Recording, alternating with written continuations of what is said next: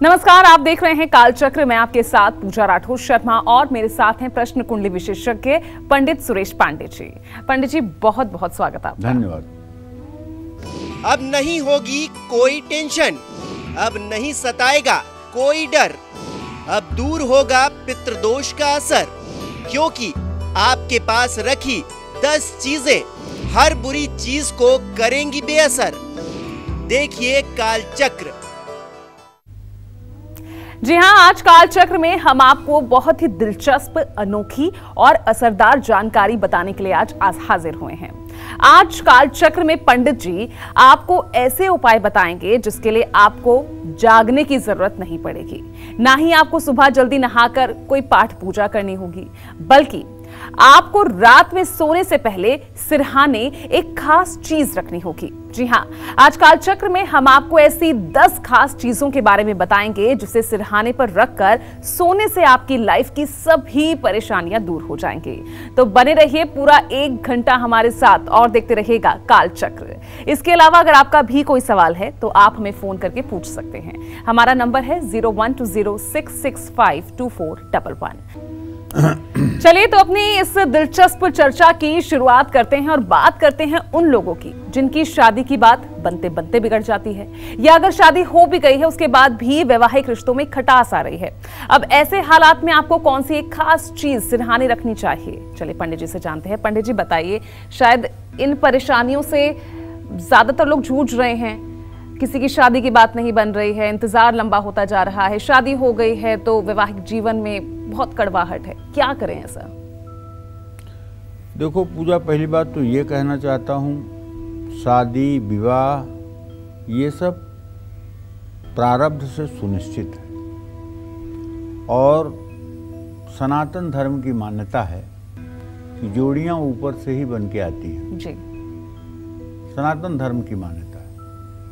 जैसे पार्वती ने जन्म लिया तो भगवान शिव के लिए, माता सीता का प्राकट्य हुआ तो प्रभु श्री राम के लिए जी। कामदेव की पत्नी रति ने जन्म लिया तो भगवान कृष्ण के पोते के लिए। तो कहने का मतलब यह है कि जो हमारे पुराणों का आख्यान है उसके आधार पर तो यही बात समझ में आती है कि जब कोई शक्ति पैदा होती है या कोई पुरुष जब पैदा होता है तो उससे जिसके जीवन साथी का क्रम है उसी के साथ सुनिश्चित है। बिल्कुल। इसलिए माना जाता है हमारे सनातन धर्म में कि 7 जन्मों का रिश्ता जो है विवाह शादी में होता है। इसीलिए विवाह होते होते मंडप तक बहुत विवाह ऐसे होते हैं जो टूट जाते हैं और उस बारात में आया हुआ कोई लड़का ऐसा होता है जिसके साथ विवाह हो जाता है। तो ये सब कुछ चीज़ें बहुत आश्चर्यचकित करती हैं। तो हम जैसे किसी की उम्र 40 साल 50 साल हो गई है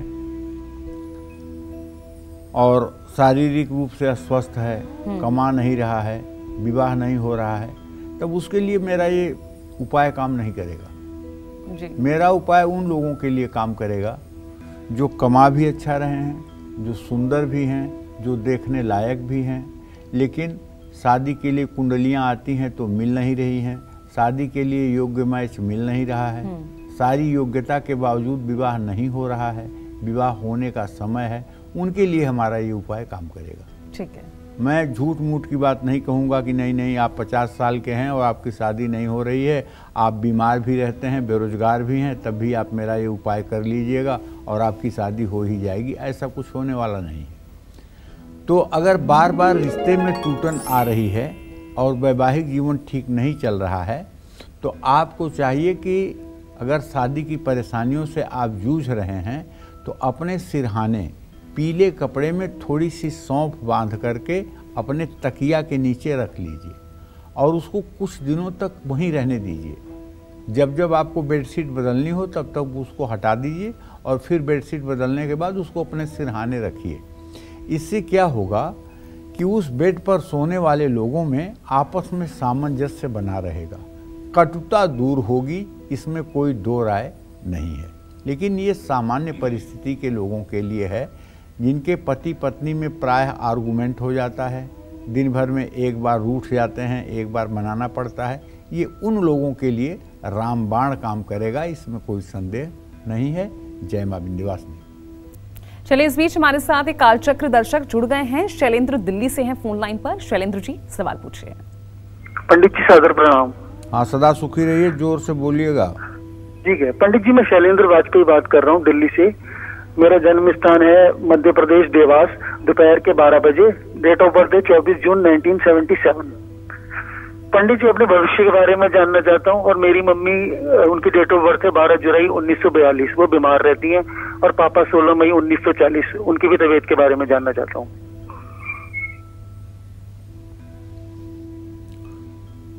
बृहस्पति और सूर्य का इत्तेसाल नहीं हो रहा है। जब कोई अपने भविष्य के बारे में प्रश्न पूछता है तो ज्योतिष में जवाब है कि द्वितीय सप्तमेश का इत्तेसाल बृहस्पति के साथ हो तो ऐसे व्यक्ति का वर्तमान और भविष्य अच्छा होता है। आपका द्वितीय बृहस्पति और सप्तमेश सूर्य दोनों द्वितीय द्वादश की स्थिति में हैं, इसलिए आपका वर्तमान ठीक नहीं चल रहा है और अभी आपका भविष्य भी अच्छे संकेत नहीं कर रहा है। अभी आप बहुत ही संघर्षपूर्ण जीवन में आगे बढ़ रहे हैं। जहाँ तक आपने अपने माताजी के बारे में प्रश्न पूछा है, उनके स्वास्थ्य के बारे में प्रश्न पूछा है, तो मैं बता दूं कि अब उनकी बहुत काफ़ी उम्र हो गई है और इस क्रम में अगर देखा जाए तो अब लगभग 80 साल की उम्र उनकी हो रही है और उनके सेहत में अब कोई चमत्कार नहीं हो सकता है।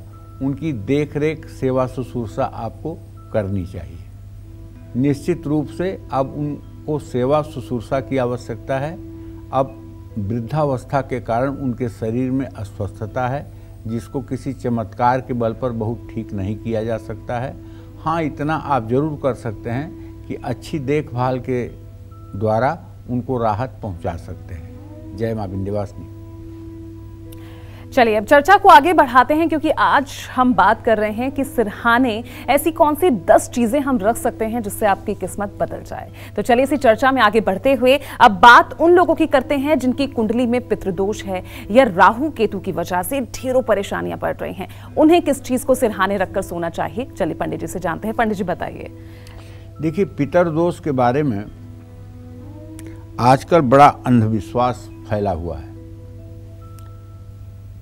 लोग किसी की जन्म कुंडली देखते हैं तो पहली बात कहते हैं कि अरे इसमें तो काल सर्प दोष है, आंशिक काल सर्प दोष है, जबकि काल सर्प दोष नाम का कोई वर्णन ज्योतिष शास्त्र में है ही नहीं। ज्योतिष शास्त्र के 18 प्रणेता हुए, किसी ने काल सर्प दोष का वर्णन नहीं किया है। ये आधुनिक जो ऋषि मुनि हैं, जो सड़कों पे घूम रहे हैं, ये इनकी उपज है। तो आंशिक काल सर्प दोष है, सर्प दोष है, काल सर्प दोष है, एक बात। दूसरी बात, अगर घर के लड़कों के लड़कियों के विवाह शादी में देरी हो रही है या घर में आमदनी कमज़ोर है तो सीधे बोल देंगे कि आपके घर में तो पितृदोष है। तो ये दो ही मामला ऐसा है जो किसी भी आदमी को ज्योतिषी बना दे रहा है और सामने वाला इस पर विश्वास कर ले रहा है, काल सर्प की शांति करा ले रहा है। नतीजा ढाक के 3 पात, जहाँ जैसी जिंदगी थी वैसे ही है। कोई चमत्कार नहीं, कोई राहत नहीं, कुछ आराम नहीं। देखिए, पितृदोष तब होता है जब किसी कुल में लोगों की अकाल मृत्यु हो जाती है और उनकी पिंडोदक क्रिया लुप्त हो जाती है। मतलब हमारे सनातन धर्म में 13 दिनों में 13 क्रिया करने का विधान है। दाह संस्कार से लेकर त्रयोदश संस्कार तक 13 दिनों तक 13 क्रिया करने का विधान है। हमारे यहाँ 3 प्रकार की श्राद्ध की व्यवस्था है। एक है मलिन खोडसी, एक है मध्यम खोडसी, एक है उत्तम खोडसी। मलिन खोडसी उसको कहते हैं कि जब व्यक्ति मर जाता है तो उसके पास पिंडदान किया जाता है, फिर जब उसको दाह संस्कार के लिए लेकर जाते हैं तो उसका पिंडदान किया जाता है, फिर वहाँ पर जहाँ उसे जलाया जाता है वहाँ पिंडदान किया जाता है। कुल 5 पिंड इस तरह से दिए जाते हैं और 11 पिंड जो है वो 11 दिनों के पहले दिए जाते हैं। ये 16 पिंड मलिन खोड़सी के अंतर्गत आते हैं। इसके बाद 11वें दिन जब पितर की शांति के लिए पूजा की जाती है तो उसमें मध्यम खोड़सी और उत्तम खोड़सी की जाती है, जिससे पितर दोष की शांति होती है। और उसमें ब्राह्मण को सैया, भोजन की साल भर की सामग्री और सोना चांदी जो कुछ भी आपका सामर्थ्य है उसे आप दान करते हैं। तो ऐसा सब कुछ 13 दिनों के 13 संस्कार करने के बाद पितरदोष नहीं लगता है। लेकिन अगर कभी कभी कोई अकाल मृत्यु ऐसी हुई है जिसमें नारायण बलि की ज़रूरत है, जिसमें और कर्मकांड की ज़रूरत है और आप नहीं कर पाते हैं तो पितृदोष लगता ही लगता है। तो अगर पितरदोष है या राहु केतु आपकी जन्म कुंडली में नीच राशि में होकर के परेशानी बढ़ा रहे हैं तो रात में अपने सिरहाने आपको थोड़ा सा बाजरा रख करके सोना चाहिए और सुबह उसे पंछियों को डालना चाहिए। पितरों की शांति के लिए रात में अपने सिरहाने जौ रख कर सोना चाहिए और सुबह उसे पंछियों को डालना चाहिए। इससे निश्चित रूप से पितरदोष से शांति मिलती है। जिस तरह से हर अमावस्या के दिन किसी पुजारी को, मंदिर के पुजारी को कच्चा सीधा चावल, दाल, आटा, सब्जी, घी, तेल, नमक ये सब चीज़ दान करने से पितरदोष से मुक्ति मिलती है, उसी तरह से जौ भी पंछियों को खिलाने से पितरदोष से मुक्ति मिलती है। जय मां विंध्यवासिनी।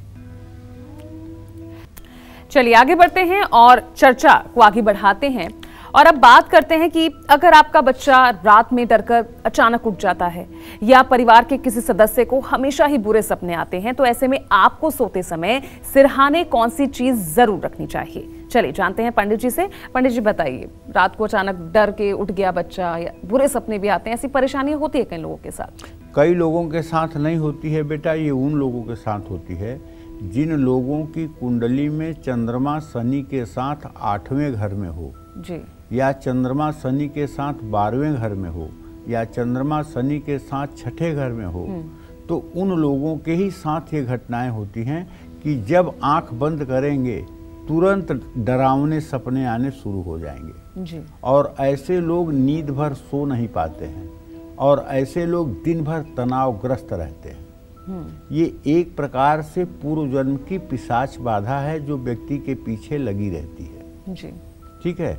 शास्त्रों में तो इसका उपाय ये बताया गया है कि अगर ऐसा हो तो 8000 आहुति महामृत्युंजय से हवन करने पर इस दोष से मुक्ति मिलती है। लेकिन अगर मान लीजिए आपका छोटा बच्चा, साल 1.5 साल का बच्चा है और रात में वो चिल्ला करके रोते हुए उठ करके बैठ जाता है और उसके बाद काफ़ी देर तक रोता है, तो इसका मतलब कि उसको कुछ अनवांटेड सपने आते हैं जिससे वो भयभीत होता है। तो ऐसे बच्चों के सिरहाने अगर आप फिटकिरी का टुकड़ा या सब्जी काटने वाला छोटा सा चाकू लोहे का उसके दाहिने सिरहाने रख दें तकिया के नीचे, तो निश्चित रूप से उसका ये चीखना, चिल्लाना, रात में डरना बंद हो जाएगा। हमारे यहाँ सनातन धर्म में लोहे में भगवती दुर्गा का वास माना गया है। लोहे में भगवती दुर्गा का वास माना गया है और कहते हैं कि अगर लोहा आपके पास है तो कोई बुरी शक्ति आपको छू नहीं सकती। तो अगर किसी बड़े व्यक्ति को बुरे सपने आते हैं तो उसके लिए तो मैं एक उपाय बताऊंगा। एक मंत्र है, ये नित्य कर्म पूजा प्रकाश में भी मंत्र मिल जाएगा प्रातः स्मरण में। वाराणस्याम दक्षिणे भागे कुक्कुटो नाम ब्राह्मणः तस्य स्मरण मात्रेण दुः स्वप्नः सुस्वप्नो भवेत्। वाराणस्याम दक्षिणे भागे कुक्कुटो नाम ब्राह्मणः तस्य स्मरण मात्रेण दुः स्वप्नः सुस्वप्नो भवेत्। वाराणसी में दक्षिण भाग में गंगा के किनारे कुक्कुट नाम का एक ब्राह्मण रहता है जिसका स्मरण करने से बुरे स्वप्न भी अच्छे स्वप्न में परिवर्तित हो जाते हैं। ये हमारा शास्त्र कहता है। अगर कोई बड़ा व्यक्ति रात को अचानक डर कर उठ जाता है तो उस व्यक्ति को सोते समय सिरहाने अपने हनुमान चालीसा रखनी चाहिए। केवल रखनी नहीं चाहिए, सोने से पहले पढ़ भी लेनी चाहिए, उसके बाद रखनी चाहिए। और सोने से पहले हाथ पैर धो करके और हाथ पैर पोंछ करके तभी सोना चाहिए। और सीने पर हाथ रख करके बिल्कुल नहीं सोना चाहिए। सीने पर हाथ रख करके सोने से बहुत बुरे बुरे सपने आते हैं। इसलिए इन सब चीज़ों पर अगर आप ध्यान देंगे तो बुरे सपने से आपका बचाव जरूर होगा। जय मां विंध्यवासिनी। चलिए, इस बीच हमारे साथ कालचक्र दर्शक जुड़ गए हैं। बनारस से रोहित है फोन लाइन पर। रोहित, पूछिए सवाल।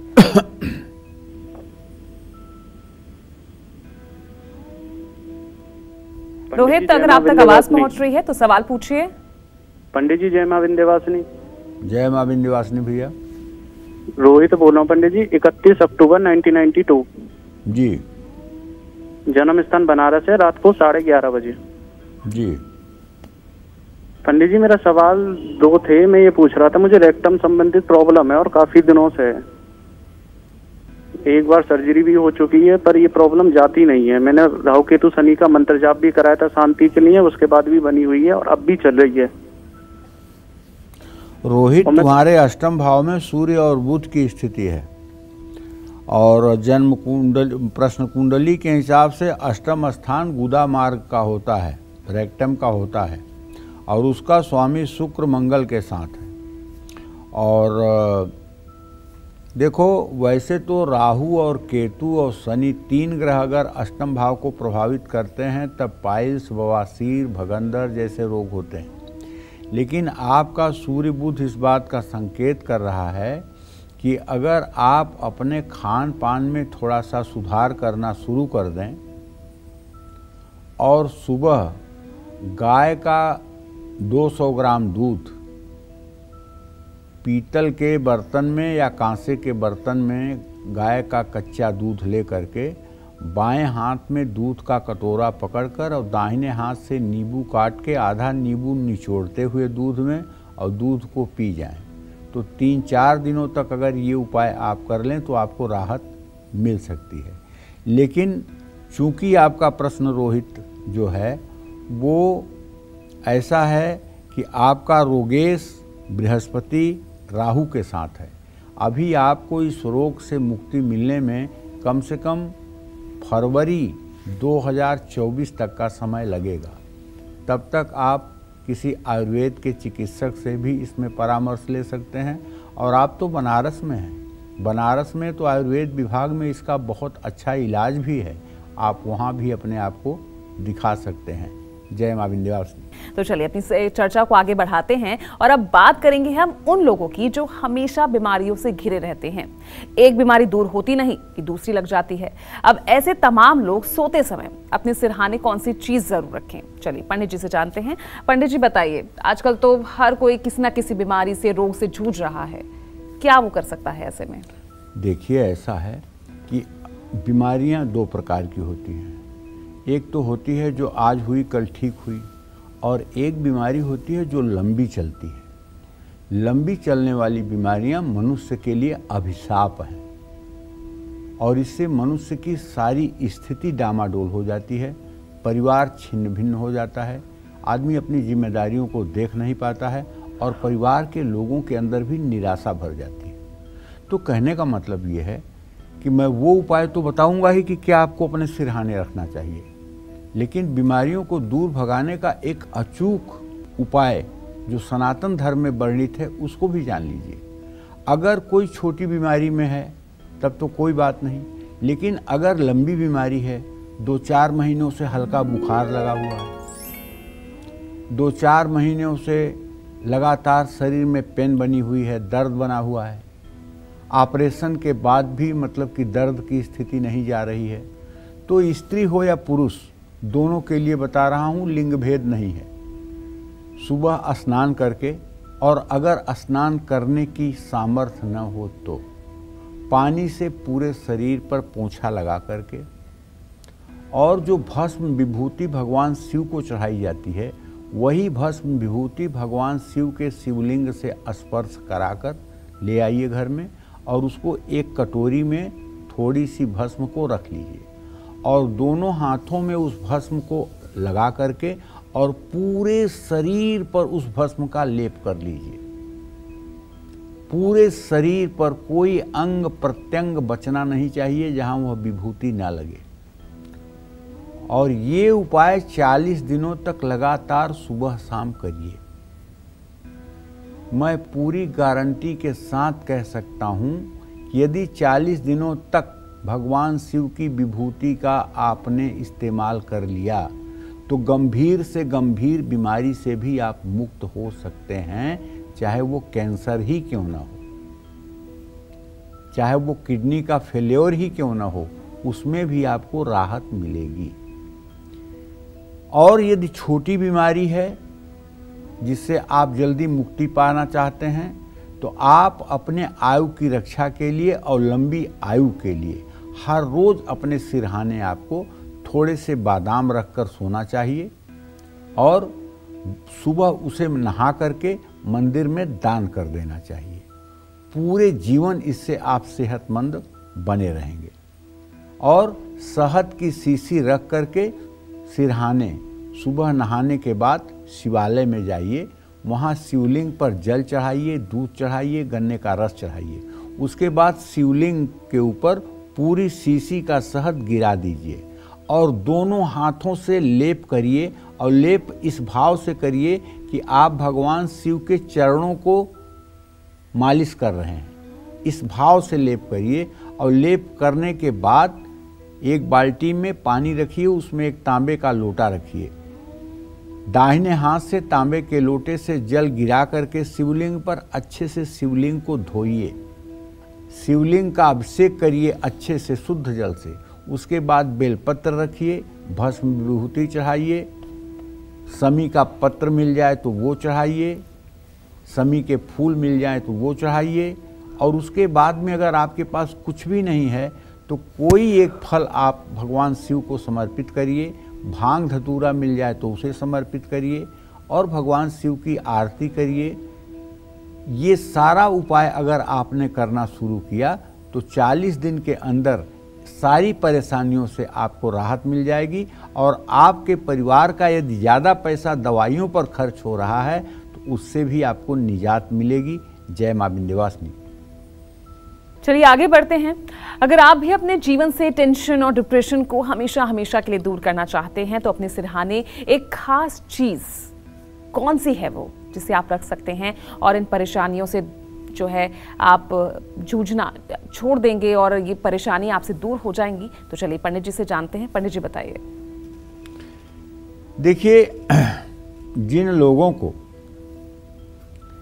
तनाव और डिप्रेशन की समस्या है, अब तनाव और डिप्रेशन की समस्या भी उसे ही होती है जिसके चंद्रमा के आगे पीछे पापक ग्रह होते हैं, या सूर्य के साथ राहु, चंद्रमा के साथ केतु होता है, या चंद्रमा के ऊपर पापक ग्रहों की दृष्टि होती है, या सूर्य के ऊपर पापक ग्रहों की दृष्टि होती है। ऐसे ही लोगों को एंजाइटी होती है, ऐसे ही लोगों को डिप्रेशन होता है और ऐसे ही लोगों को मानसिक रोग होता है। अगर ये सारा सिम्टम है तो सुबह उठ करके सूर्योदय के समय सूर्य को जल देना चाहिए। दोनों हाथ ऊपर उठा करके 24 बार गायत्री मंत्र का हंसते हुए जप करना चाहिए और 5 बार नाड़ी शोधन प्राणायाम करना चाहिए। 10 सेकंड तक श्वास को पूरा खींचना चाहिए।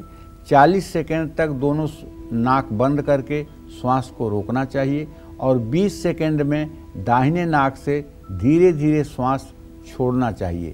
ये क्रम 5 बार करना चाहिए और ये करते समय मन में ओम ओम ओम का उच्चारण मन ही मन करते रहना चाहिए। अब ये दोनों उपाय करने के बाद फिर आपको करना ये है कि अपने सिरहाने कच्चा दूध या पानी रख करके सोएं और सुबह उसे कीकर के पेड़ में डाल दें, तो आपकी सेहत भी अच्छी रहेगी और आप एंजाइटी से भी बच जाएंगे। इसमें कोई दो राय नहीं है, ये कोई छोटा मोटा उपाय नहीं है। अगर इसका आपने अनुसरण कर लिया तो आपके डिप्रेशन और एंजाइटी की जितनी दवाइयाँ चल रही हैं सारी दवाइयाँ 40 दिनों के बाद बंद हो जाएंगी और आपके मुखमंडल पर एक जो तेज, सामान्य तेज दिखाई देगा वो दूसरों को खुद प्रभावित करेगा। विश्वास न हो तो आप ये उपाय करिए और उसके बाद आईने में अभी अपने आप को देख लीजिए और फिर 40 दिन बाद देख लीजिएगा। अगर परिवर्तन न आए तो कहिएगा। जय मां विंध्यवासिनी। चलिए आगे बढ़ाते हैं चर्चा को। अब बात उन परिवार वालों की करेंगे जिनके बीच हमेशा लड़ाई झगड़े होते रहते हैं। अब वो लोग अपने सिरहाने कौन सी चीज जरूर रखें, चले जानते हैं पंडित जी से। पंडित जी बताइए, क्या ऐसी चीज की लड़ाई झगड़े परिवार में चल रहे हो वो खत्म हो जाए? गोस्वामी तुलसीदास जी लिखते हैं, जहाँ सुमतितः संपत्ति नाना, जहाँ कुमतितः विपत्ति निदाना। जहाँ सुमति है वहीं संपत्ति रहेगी और जहाँ कुमति है वहीं अभाव और दरिद्रता रहेगी जी। जब भाई भाई में दुश्मनी हो जाए, माता पिता पुत्र से बैर हो जाए तो समझ लेना चाहिए कि दरिद्र इस घर में प्रवेश करने वाला है। जिन लोगों के घर में बहुत झगड़े होते हैं वो लोग हर रोज़ अपने सिरहाने चांदी के बर्तन में चांदी का चौकोर टुकड़ा डाल करके उसे जल से भर करके सोएं। साथ ही कीकर के पेड़ में सुबह उठ करके दूध डालें और आम की पत्तियों का बंधनवार बनाकर घर के चारों ओर हर पूर्णिमा के दिन लगाएं। आम या अशोक के पत्तियों का बंधनवार अगर लगेगा तो घर में कलह से शांति मिलेगी। जय मां विंध्यवासिनी। चलिए अब जानते हैं कि अगर आपकी लाइफ में बहुत सी परेशानियां आ रही हैं जिस वजह से आपका जो हर काम है वो रुक सा रहा है, तो ऐसे में आपको अपने सिरहाने कौन सी चीज जरूर रखनी चाहिए? पंडित जी बताइए, रुके हुए काम बन नहीं पा रहे हैं, अड़चने आ रही है, क्या करें? देखो ऐसा है, ये मनुष्य शरीर है। सुख और दुख एक सिक्के के दो पहलू हैं और जरूरी नहीं है कि किसी के जीवन में हर समय सुख रहे, किसी के जीवन में हर समय दुख रहे जी। ये रात और दिन के हिसाब से बदलते रहते हैं। अगर आपके जीवन में भी लगातार परेशानियों का क्रम बढ़ता जा रहा है तब आपको रात में लाल चंदन की पुड़िया बनाकर अपने तकिए के नीचे रखकर सोना चाहिए और पीले रंग के कपड़े में सौंफ बांधकर सिरहाने रखना चाहिए। कुछ दिनों तक ये उपाय करने पर आपके मन मस्तिष्क में अपनी समस्याओं के समाधान का रास्ता सूझने लगेगा और आप अपनी समस्याओं का समाधान कर पाएंगे। जय मां विंध्यवासिनी। आगे बढ़ते हैं, अब जान लेते हैं कि आखिर किस दिशा की तरफ सिर करके सोने से मिलेंगे आपको शुभ फल, साथ ही कौन सी दिशा में सिर करके आपको बिल्कुल नहीं सोना चाहिए। पंडित जी बताइए, बहुत महत्वपूर्ण चीज है ये। देखिए, मैं तो अपने दर्शकों को, खासकर काल चक्र के दर्शकों के लिए कोई नई बात है ही नहीं है।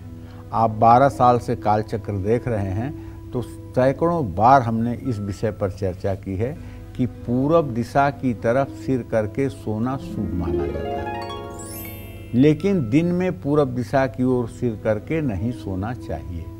दक्षिण दिशा की तरफ सिर करके सोना भी शुभ माना जाता है। दक्षिण दिशा की तरफ सिर करके सोने से गहरी और अच्छी नींद आती है।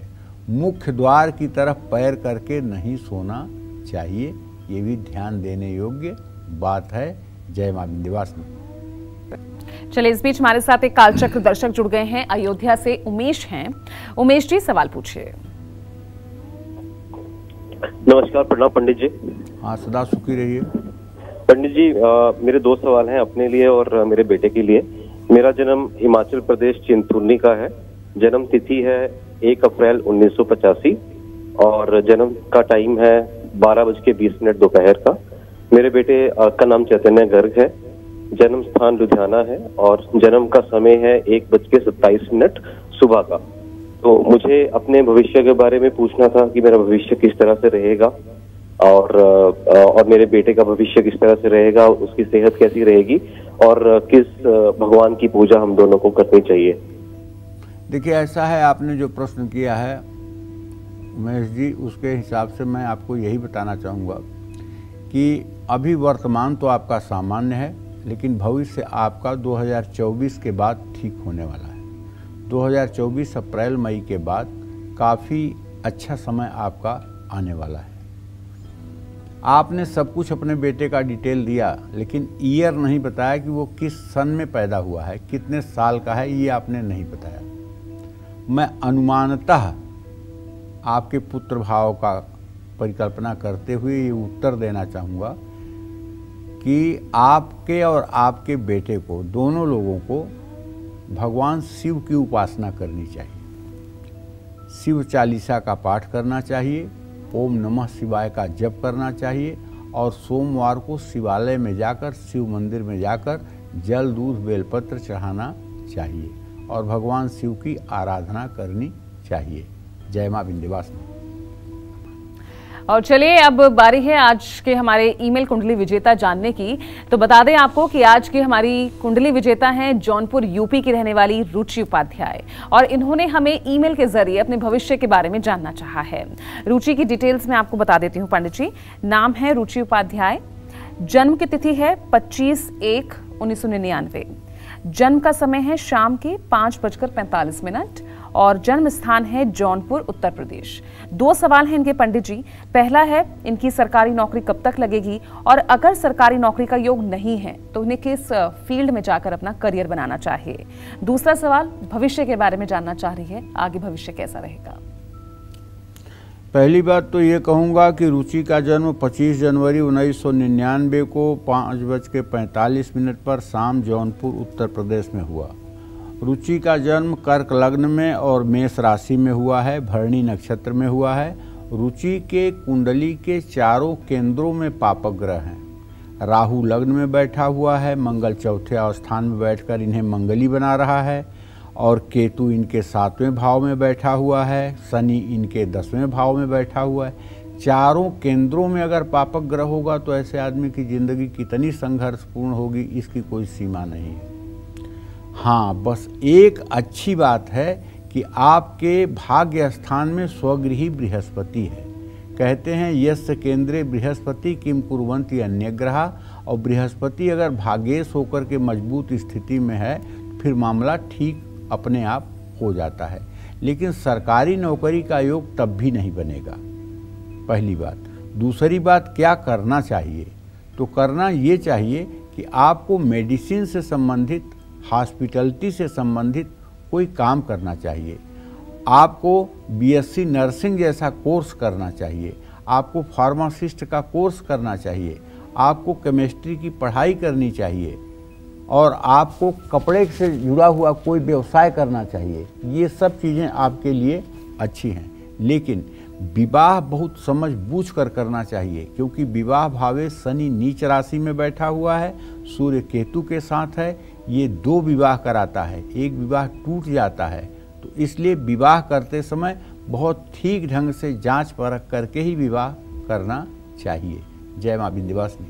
किस दिशा और किस विधि से करें शिव चालीसा का पाठ, जिससे मिले आपको महादेव की महाकृपा? चलिए पंडित जी से जानते हैं। पंडित जी बताइए। देखिए, भगवान शिव ही सब कुछ है। जब वो पालन पोषण करते हैं तो विष्णु बन जाते हैं, जब सृष्टि करते हैं तो ब्रह्मा बन जाते हैं, जब संहार करते हैं तो शिव बन जाते हैं। वही आदिदेव हैं, वही महादेव हैं। तो शिव चालीसा पढ़ने की सरल और सटीक विधि अपने दर्शकों को बताना चाहूँगा। स्नान करके साफ कपड़े पहनकर, पुरुषों को चाहिए कि श्वेत वस्त्र धारण करें और महिलाओं को चाहिए कि काले नीले वस्त्र धारण ना करें। पाठ शुरू करने से पहले शुद्ध गाय के घी का एक दिया जला लें, पूरब दिशा की ओर मुँह करके शिव चालीसा का पाठ करें और अपने भ्रिकुटी पर भगवान शिव का समाधि की अवस्था में ध्यान करें। शिव चालीसा के 3, 5 या 11 पाठ या 40 पाठ करें। शिव चालीसा का पाठ बोलकर करें। जितने लोगों को यह सुनाई देगा उतना ही लाभ मिलेगा, इसमें कोई संशय नहीं है। जय मां विंध्यवासिनी। तो पंडित जी, आज हमारे दर्शकों को इतनी महत्वपूर्ण जानकारी देने के लिए आपका बहुत बहुत शुक्रिया। धन्यवाद। और उम्मीद करते हैं आपको आज का हमारा ये विषय बेहद पसंद आया होगा। कल फिर एक नए विषय और आपकी परेशानियों को दूर करने के लिए ढेरों उपाय लेकर आएंगे हम पंडित सुरेश पांडे जी के साथ। तब तक कालचक्र की पूरी टीम को इजाजत दीजिएगा। नमस्कार।